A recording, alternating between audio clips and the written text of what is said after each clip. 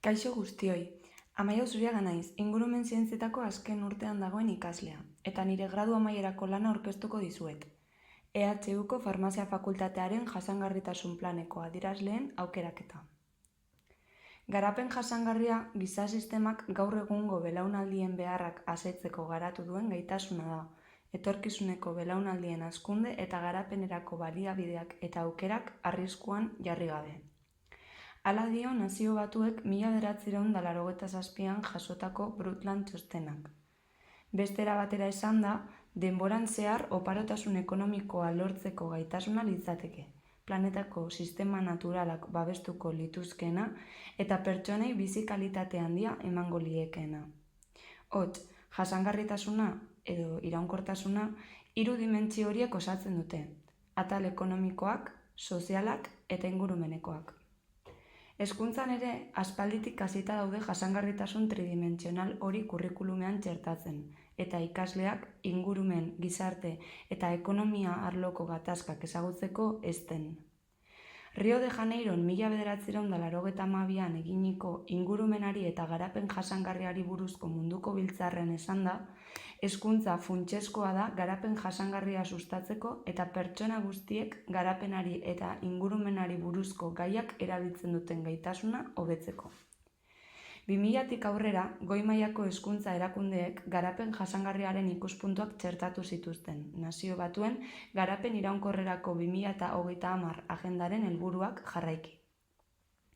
Espainiar Estatuko unibertsitateek ere hala egin zuten.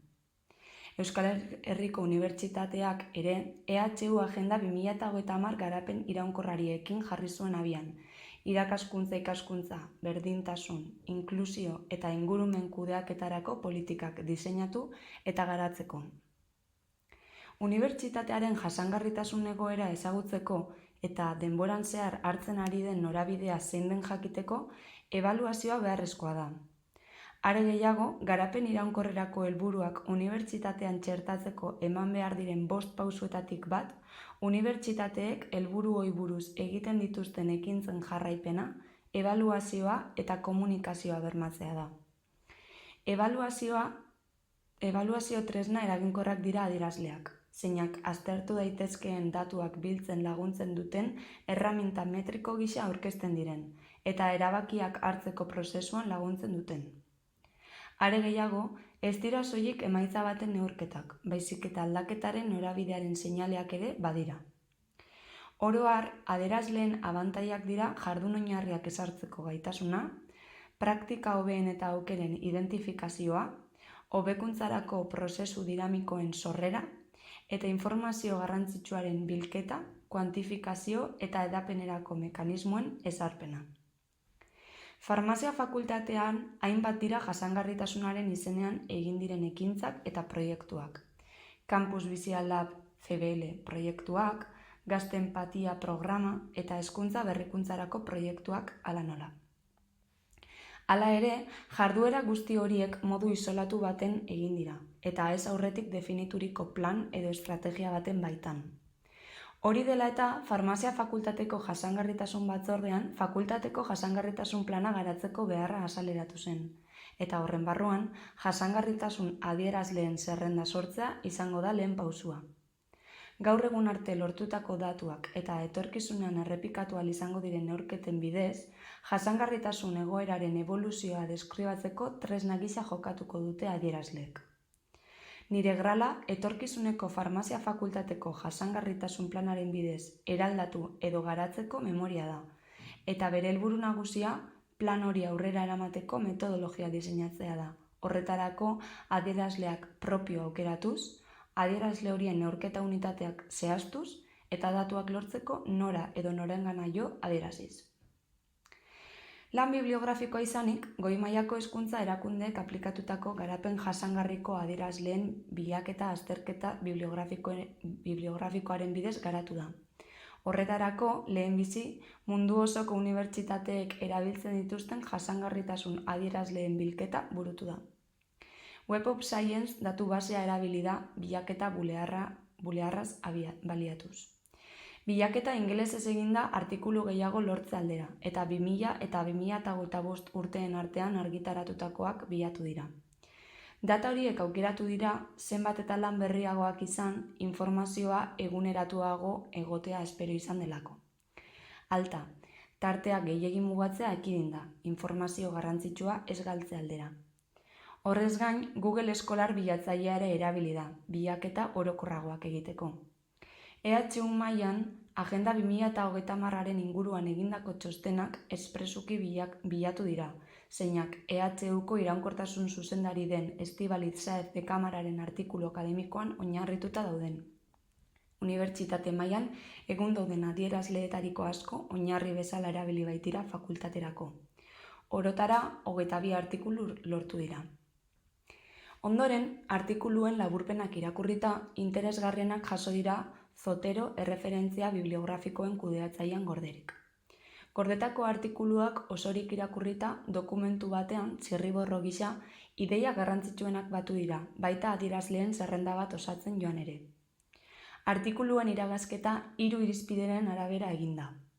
Gaiaren garrantzia, testuinguru geografiko eta kulturala, eta zorroztasun metodologikoa eta kalitate akademikoa. Hots, lehenetsi diren artikuluak batez ere ipar globalean kokatutako unibertsitateei erreferentzia egiten dietenak, esparru akademikora mugatzen direnak eta metodologia argi bat eskaintzen dutenak izan dira.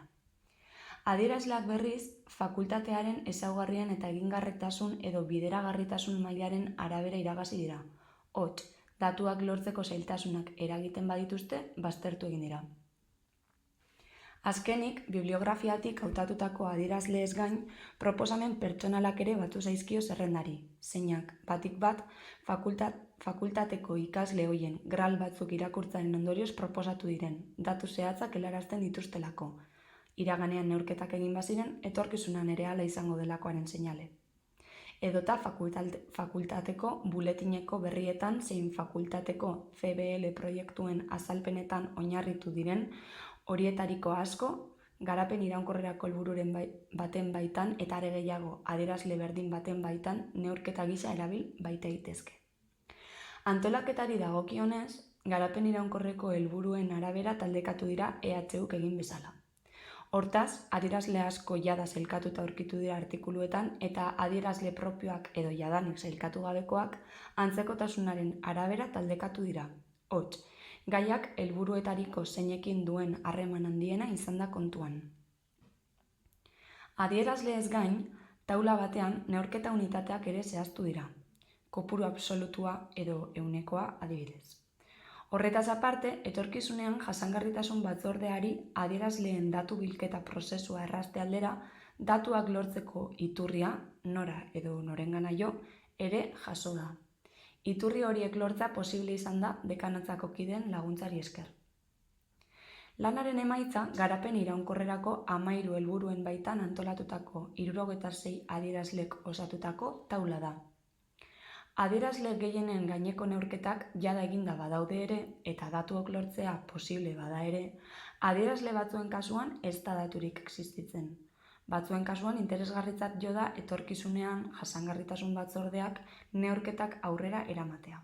Beste batzuen kasuan berriz, izan adierazlearen ambiguotasunagatik edo datuak ez direlako farmazia fakultate mailan kudeatzen, baizik eta EHU mailan, ezinezkoa litzateke datuak biltzea, eta beraz batzordeak taulatik ezabatu ahalko lituzke. Lan honen bidez, farmazia fakultateko jasangarritasun planarentzat lehen pausua izango den jasangarritasun adierazleen behin-behineko taula garatu da, zeinak fakultatearen ezaugarriak aztertu ondoren, berari hobeto egokitzen zaizkionak jaso dituen. Aurreko atalean azaldu bezala, ez da taula perfektua ez eta itxia ere. Hainbat muga aurkezten dituen arren, batzordearen hurrengo urratsa izango da horiek eztabaidatu, adierazleak moldatu eta proposamena behin betiko eredu bilakatzea. Arabako kanpusean lehena izango den fakultateko jasangarritasun plana osatzeko pausu bat luzatuz. Eskerrik asko nire lanari podcast honetan tartetxo bat eskaintzarren. Hurren arte!